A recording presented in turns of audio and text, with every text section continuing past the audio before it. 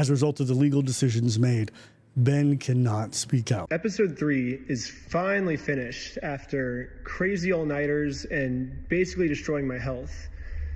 But I can't post it or I will go to jail.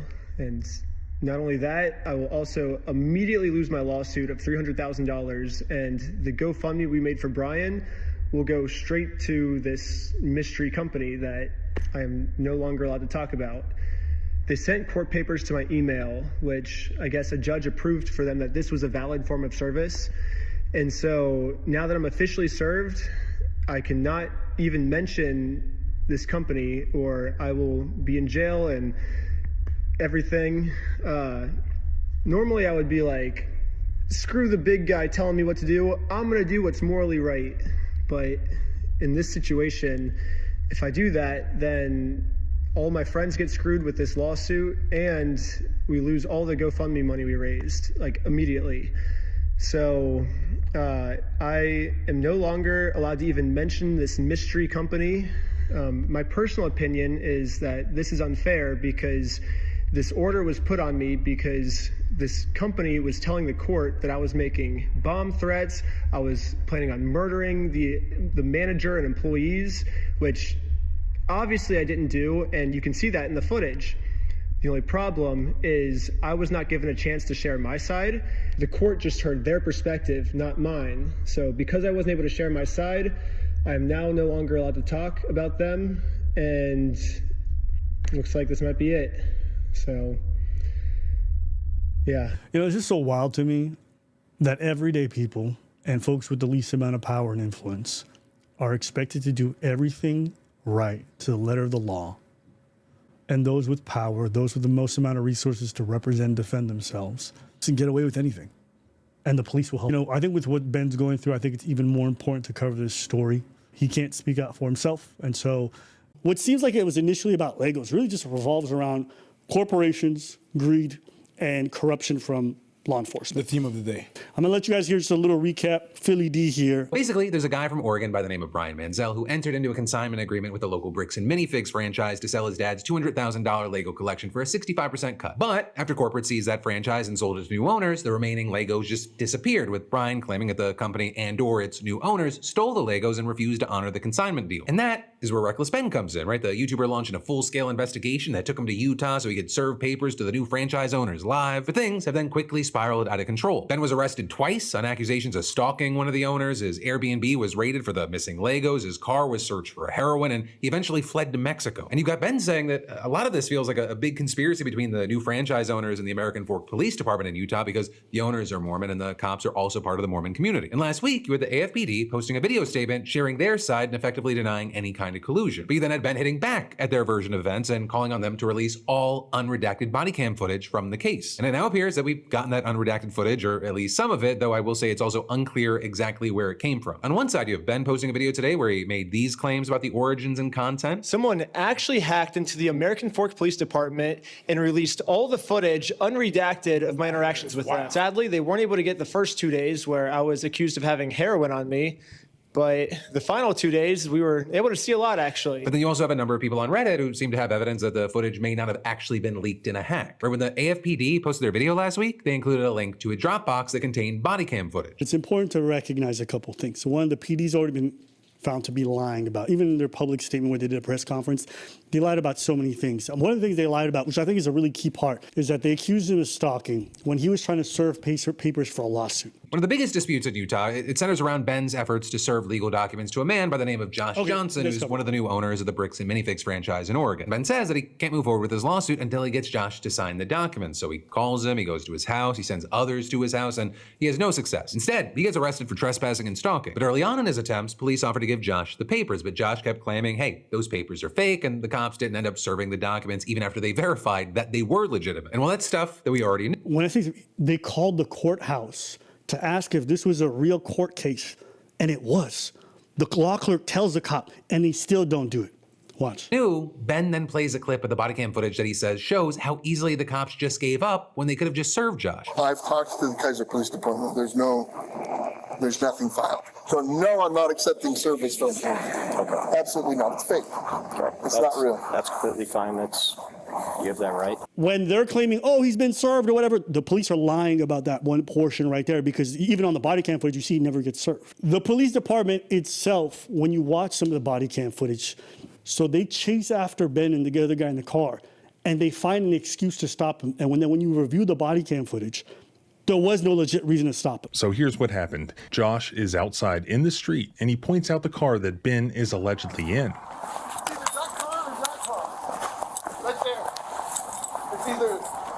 Turning left right there. Hyundai, that's right there. That Mexican kid or that car? Then we see a nearby police cruiser, then speed off to go pull over Ben's car. That obviously must be Officer Richardson. Officer Tonga then says over the radio, see if you can get a stop on that. He says this over the radio to Richardson as Richardson speeds towards where Ben's car is driving. See if you can get a stop on it. We then see on Officer Richardson's dash cam, Tyler's car stopping at a stop sign. For sure to thumbs up prior.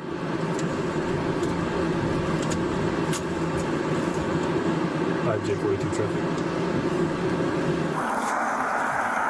What's up, my man? How's it going? Good, how are you? Good. My name's Officer Richardson with Merrick Police. The reason I stopped you is the stop sign. You didn't come to quickly stop at it. I didn't? No. He's using his blinker and he's very carefully and properly making a right-hand turn. Is there any universe where any reasonable police officer would be concerned with this driving that we see and then be prompted to go perform a traffic stop for the reason of not stopping at a stop sign? No, the stop never would have happened had Officer Tonga not directed Officer Richardson to go stop Tyler and Ben's car. At the time that decision was made to stop the car, the alleged traffic violation hadn't even occurred yet. The reason that the traffic stop was made was actually admitted over the police officer's unredacted radio.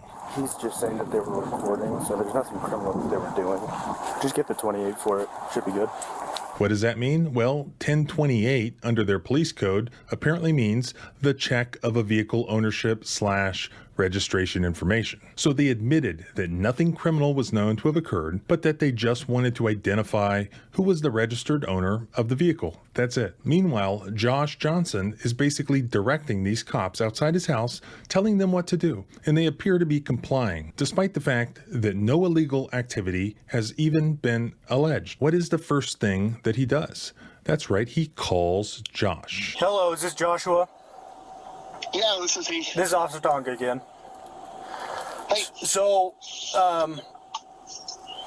we were able to notify the individuals of the trespass, that they're not allowed on your property. They were filming your home, as well as you.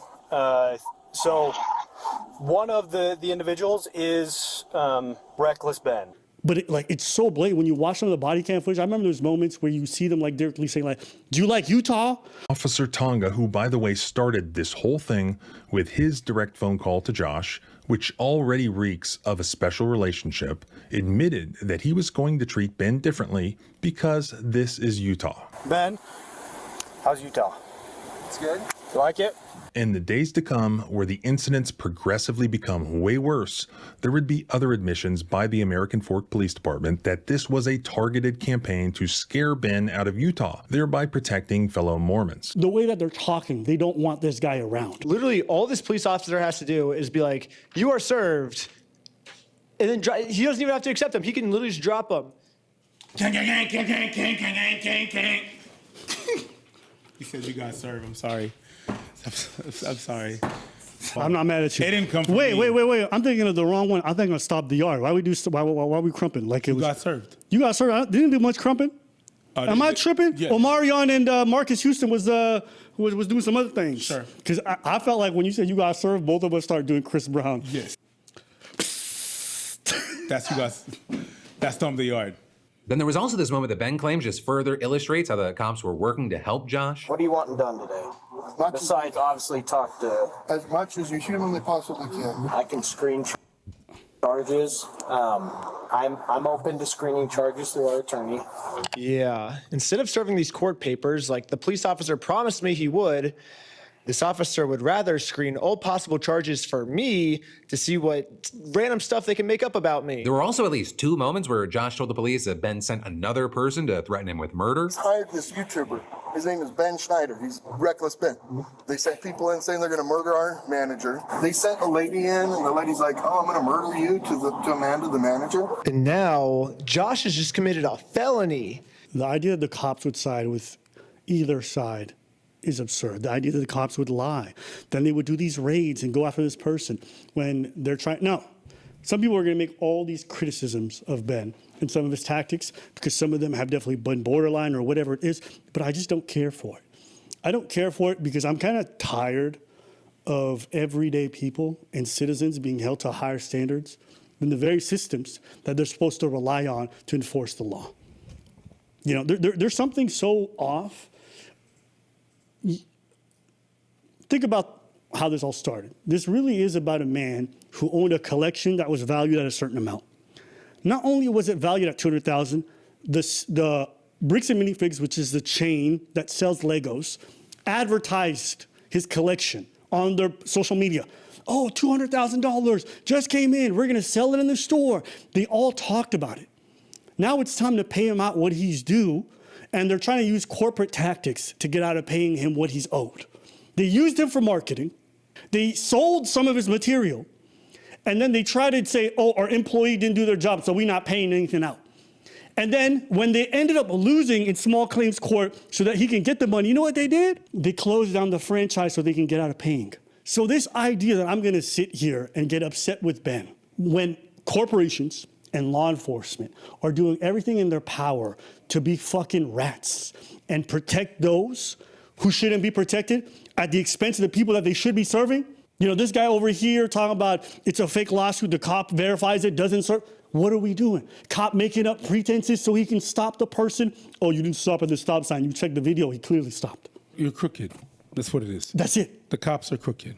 In that instance, they're 100% crooked. Why? They're not doing their jobs. They're just not doing what they're supposed to do. Mm-hmm. For what? I don't know. It's yet to be proven. But they're crooked. They're definitely not doing their job. They're definitely protecting some people that are not supposed to protect. And they decided, they're not supposed to go, they're supposed to do due process, right? And that person is supposed to be found guilty in a court of law. They decided that he was guilty. We're gonna find that, we're gonna arrest that dude, we're gonna charge that dude, and then we'll deal with that later. The reason why this story is so big, I think it just really comes down to the frustration of people feeling like not only are corporations out to fuck them at every chance they get, even when they do everything right, but corporations also want zero accountability while enjoying all the benefits of society, enjoying all the protections. Yep. And then when you're told do things the legal way, then even law enforcement is working against you, even though your tax dollars are going to pay their salaries. And we can talk about reckless Ben all we want, but the average person does not have the money to get a lawyer. The average person does not have the ability to fight a court case over extended period of times and follow up with, like, I know what it's like. I know what it's like, and I'll tell you, it's frustrating. Imagine for someone who doesn't have the financial flexibility, got to work, too old, whatever it could be, they just give up. They give up because the process is too emotionally taxing and they don't have the finances. So I'm just so sick of people policing how everyday people have to react to complete injustices while all the people in power with the most amount of finances use every loophole that they've built in themselves, all the bribe money, all the corruption possible to get away with it. It's like watching David versus Goliath, yet Goliath also got all these other niggas helping them who are also giants. The person who's supposed to fight Goliath on behalf of David is also fighting David. That's what this story is. It is like the largest description of being unfair as you can imagine. And we're supposed to just take it and we're supposed to be corrected on how we handle every step while the people with all the power get away with everything. I believe the guy's name was something Mansell. That's the guy who owned the Lego collection. He's an older man who's sick, and his son was trying to sell his collection in part to help with his dad in his elderly age. I have to imagine the frustration that they felt over the year and a half finding out that they were robbed of hundreds of thousands of dollars has to be so fucking painful and difficult to accept because that's money you're not gonna come by easily. Accumulated that collection apparently for like 30, 40 plus years, and these motherfuckers stole that. Imagine the guilt as well for the son to be like, I thought I was doing something good. We're not going to get paid. Not only that, but okay, it's also a hard decision that Legos is something that you work hard for. Yep. It's something that you work hard on. You came at peace with the decision that you're going to part yourself with it, but it's for a good cause. And no, you're getting screwed over. Yep. It's levels of like disappointment after disappointment after disappointment. Yeah, man. And then you have the police help. No, if you in a problem, if you're in a pickle, call the police. And then the police is the one that are fucking you over or help you getting fucked over. Yeah. You're bent over on all fours, and then the police is like, add a little bit more sand. So add a bit rocks on top of that. Yep. That's the hand that's fucking you. So they were accusing Ben of being extortionist. They said they had no claim for anything. Take me to court. We're not paying you out. And now the CEO, after being hardlined against Ben and the person who was making this claim, have changed their tune. Now they're claiming to be victims. They say, we had an employee who ran a store who was grossly negligent. We're not at fault. We're going to try to make things right with the person. They still haven't made things right. A comment I see reoccurring a lot is that this suit must be expensive, must take a whole effort from a large company. Why go this route instead of, as people say, try to just settle Brian's collection and move on and make everyone forget it? Was that ever an option? Oh, we've been working to try and work with Mr. Mansell for a good little while. We've asked for documentation as far back as a year ago, but we continue to reach out to try and get towards a resolution with the Mansell family on this matter. And have you and Mr. Mansell ever talked directly one-on-one? Not as of yet. They're costing themselves so much money because all bricks and minifigs now are seen in a different light. Their shares are dropping, their business is being hurt, all because of greed. They didn't do what they signed a contract to do. They didn't do the right thing. And now they're paying for it. And they want to try to flip the situation and jiu-jitsu their way into saying, well, Reckless Ben this. Reckless Ben would have never had to get involved if you guys didn't do unethical and illegal things. No, but you believe in karma, you're going to get whatever no, you don't. It doesn't work like that. That's not life. And something has to be done at some point. You know what I mean? You have to do something at some point. Yeah, but take them to court. Listen, going to court sucks even when you win. Mm-hmm. What it takes you to even win, it sucks so much. Plus, you have to fork in some money to prove that you were right. Even when you win, you lose. So, yeah, that's unfortunate. There's something really perverse about beloved hobbies being invaded with corporate greed everywhere and entrenching itself in power. When I was looking into this whole bricks and minifigs, I ended up looking up their franchise. There's so many stories about them fucking over regular customers, pretending that the Legos that they're bringing in are not rare. When I was growing up, I remember playing Beyblades. I remember playing marbles. Pogs. I remember playing Pogs. Like, none of these hobbies felt like as a kid I couldn't have a chance. I might not get the whole collection, but you could get in the game. So there's a guy who went into bricks and minifigs. He went to a few different locations, and he went with Legos that are worth thousands of dollars, okay? I want y'all to see how the store owners treated him. The legs aren't coming off. That usually happens whenever they spray it after the fact. But there's also some other ways. Is there like a way I can look it up or something? Ones are all kind of things that are like really in the $1 to $2-ish, maybe even $3-ish range. None of $1 to $3. them are like really special figs. The only special fig is really this one. First off, there is a lot more in here worth more than $3, especially. It's like Bane, Batman, and I think the other one is Riddler. The Riddler. Our Bane, which I wanted to make sure they saw. Is this like Bane or something? Which one is that one? Yeah, that one's Bane, buddy. He's missing his head. Oh wait, same. Oh, that's it, rather. No, see, what version of Bane is this? Oh, it's not the rare one. But not the rare one, even though it is. Okay. So to recap, store number 1 offered us in cash 18% of the true value of our figures. Store number 2 offered 6%, store number 3 offered 19%, and store number 4 offered 10%. Also, this video isn't I like these guys know better. Let's say half of them didn't know whether it was the real one or not. Some of them knew. And they weren't against ripping this guy off and reselling it at 10x the value. This is what I mean when I say there's so much greed involved. And to be honest, for me, it's just sad. It's sad. Like when you grow up loving something and you have like a passion for it because you're just emotionally attached, and to find out some motherfuckers on the other end are just thinking like, how can I rip you off? It fucking sucks. Yeah, so that's all I think. I remember thinking like Warhammer 40K is the fucking coolest thing. I would look at different orc figurines and Space Marines and Tyranids, and I would nerd out. Like, I still play the game. I love everything. Then you go into the store and it's just like $75 for this tiny model. It's just like, it sucks the fun out of it. Go ahead. You used to walk in the store, right? Yeah. I used to walk in the store because it was cards. Sometimes I would look at cards and just, window shopper. Yeah. And I would walk in and it was a section of Warhammer. I don't know that much about Warhammer. Mm-hmm.